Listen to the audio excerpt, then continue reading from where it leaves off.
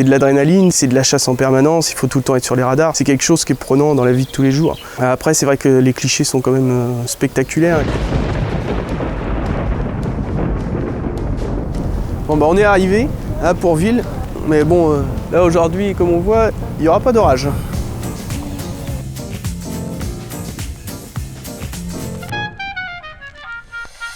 Alors mon quotidien pendant la saison des orages, tous les matins c'est partir avec l'appareil photo, avec les batteries pleines, les cartes SD vidées, au cas où le soir en sortant du boulot il faille prendre la route pour aller à la chasse.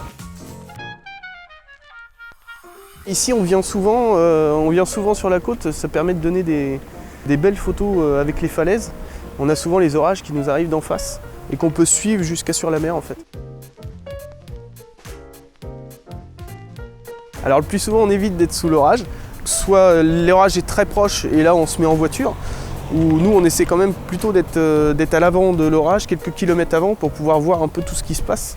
Parce qu'une fois qu'on est dedans, on ne voit plus rien en fait, avec les trompes d'eau on ne peut plus voir. C'est arrivé plusieurs fois où on est obligé de se mettre dans le coffre de la voiture, poser le trépied et allonger avec les sièges allongés pour pouvoir continuer à photographier sous l'orage.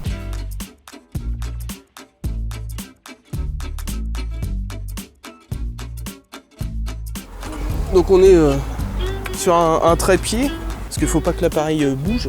Un appareil réflexe, là on est plutôt sur une entrée de gamme, c'est un D3300.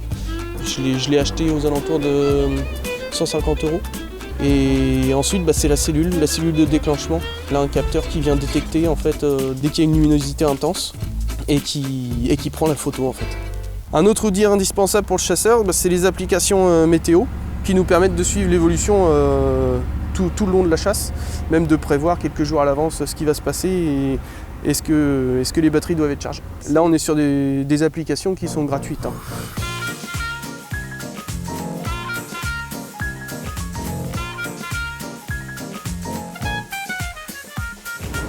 La mobilité c'est très important et il faut être super mobile pour pouvoir suivre les orages. Pour éviter de faire des kilomètres pour rien, on regarde les modèles plusieurs jours à l'avance. La première année, on a misé beaucoup sur la chance. Bon, maintenant, un petit peu moins. Quand on fait des kilomètres, c'est qu'on est sûr qu'il va se passer quelque chose.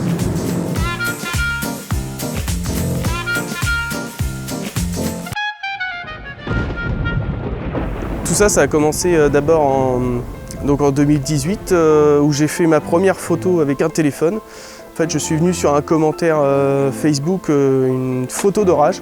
C'est là où j'ai rencontré en fait, les gens avec qui je partage cette passion dans le groupe. Au début, on pensait vraiment, nous, c'était plus sur la chance. Maintenant, on se rend compte qu'en fait, il y a beaucoup de travail derrière. Plusieurs jours à l'avance, préparer sa chasse au niveau des prévisions météo et voir un petit peu où on va se positionner, vers quelle heure il faut y être pour pouvoir avoir tout le spectacle à l'heure et à l'endroit exact. Aujourd'hui, ma plus grande fierté, c'est de pouvoir le partager avec mon fils. On part en chasse ensemble. C'est hyper plaisant aujourd'hui de pouvoir partager ça avec lui. On a tissé un lien particulier avec Aaron. Sur les chasses, on se retrouve quand même souvent tous les deux. Quand je suis au volant, il est sur les applications météo. Moi, je suis sur le modèle. C'est mon copilote.